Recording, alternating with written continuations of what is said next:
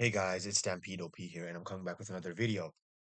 And this is my review and opinions on The Punisher One Last Kill that just dropped yesterday. The Punisher One Last Kill Marvel special. First of all, I just want to say huge spoiler warning. There's going to be so many spoilers in this video. So, if you have not watched the special, go ahead and first watch it and then come back and watch my video.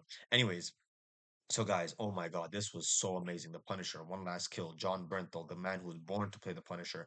I mean, it had everything that you want in a Punisher special. Like it had like the storytelling, the violence, the gore, the blood, the psychological, thrill, every single thing.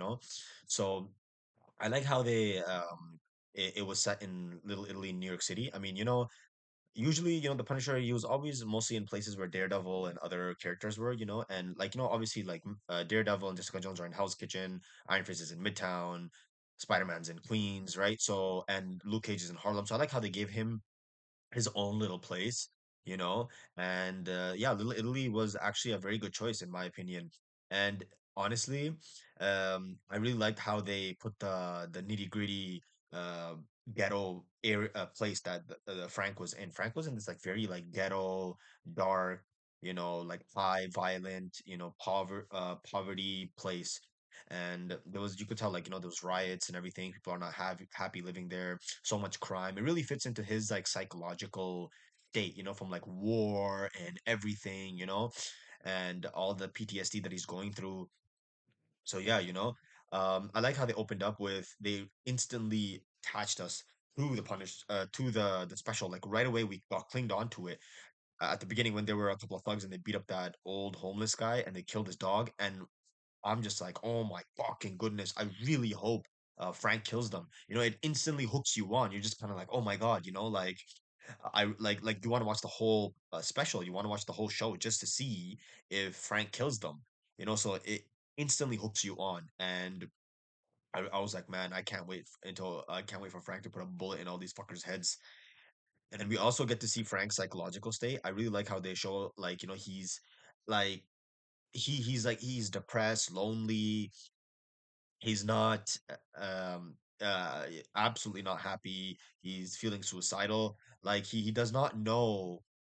He doesn't want us to what do you call it? He doesn't want us to like he doesn't want to be the Punisher anymore. He wants to get out of it. He doesn't have a he doesn't have he doesn't have like a purpose in life, and he's having constant hallucinations. Like, his friend Curtis is talking to him in his hallucinations. And we also have he's also alone in his apartment, and he thinks that he's with his comrades in war.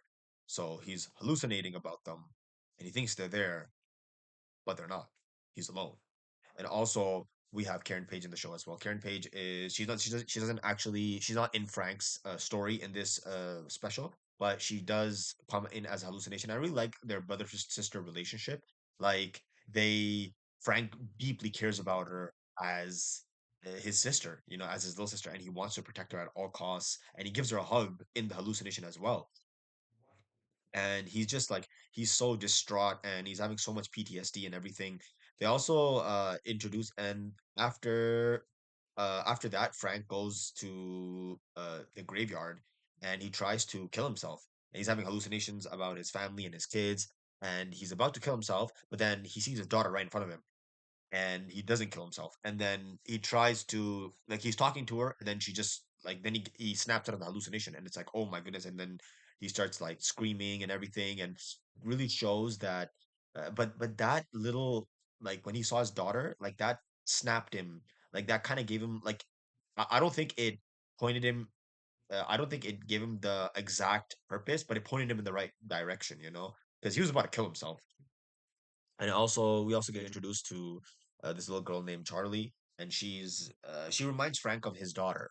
And the show also like it shows like what a shitty part in this world, in this very ghetto place, and such an innocent soul living there, and she deserves to be protected at all costs. And Frank, he looks at her, and it kind of foreshadows how he's gonna save her in the future. And she reminds him of his daughter. And you could tell he deeply cares about this child because he's like, oh, like, she does not deserve to live in such a shitty place in this world. Then Frank goes back to his apartment. We also get introduced to Manucci. She's an Italian crime boss, and Frank killed all her sons, and she put a bounty on his head. But then we get into one of the best fight scenes in the special.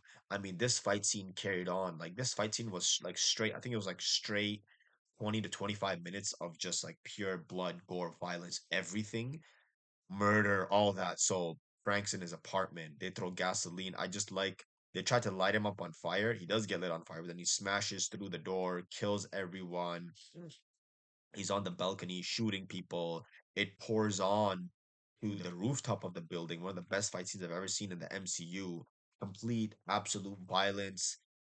Like just like just like it's the Punisher special. Like just what you want to see in a Punisher special. He's killing everybody, and then it pours on to the streets, and it starts from the apartment, it goes through different people's apartments, goes onto the balcony, then he's throwing people off rooftops and everything, and then it goes onto the rooftop. He goes on, the fight goes, it continues onto the rooftop, and then after that he falls off the rooftop, and he pours out onto the street, and he sees Manucci, and he wants to kill her, but then what happens is that he sees that Charlie's in danger. So he gave up killing Manucci for something more important, to save Charlie and her family. He saves her family, he saves her and her family. She gives him a flower at the end to say thank you. I'm also surprised that we didn't see the anti-vigilante task force in this special, because Frank, he was imprisoned by them, by Wilson Fisk, and then he killed that one guy and he escaped. It's kind of crazy that he didn't help anyone else escape from that prison, but he escaped, and then they're still hunting him season two of Daredevil Born Again. So I'm kind of surprised we didn't see them. I thought like we were gonna see like I thought we were gonna see like a killing spree of the Punisher slicing them up and killing them, just like how we saw Bullseye killing them, like how Bullseye killed them in that diner scene in Born Again season two. So, but anyways, uh, he put the flower that the girl gave him right in front of his daughter's grave, and then he picks up the key that he from his son's grave, that to for his weapons, and he finds purpose again. The purpose was it did the purpose was when he saved Charlie, he knows he can do so much good in this world. There's so many things that he can do and protect people like Charlie. So that gave him purpose. And then we come to the one of the best endings. I mean, he's just walking up, you know, this scene from the trailer, and he goes, and those thugs, that one guy, he tries to kill an old couple, and the Punisher pushes him to the side, actually kicks him to the side, and then after that he takes the cap back that he stole from the old man, gives it back to the old man. Then the old man says, that's not the only thing you took from me." And then finally, at the end, we see the iconic Punisher scene, and then he shoots that guy right in the head, and I'm like, fuck yeah. Oh my goodness. Yes, you deserve that. So, anyways, guys, the Punisher One Last Kill special was so amazing. I would rate this a 9.5 out of 10.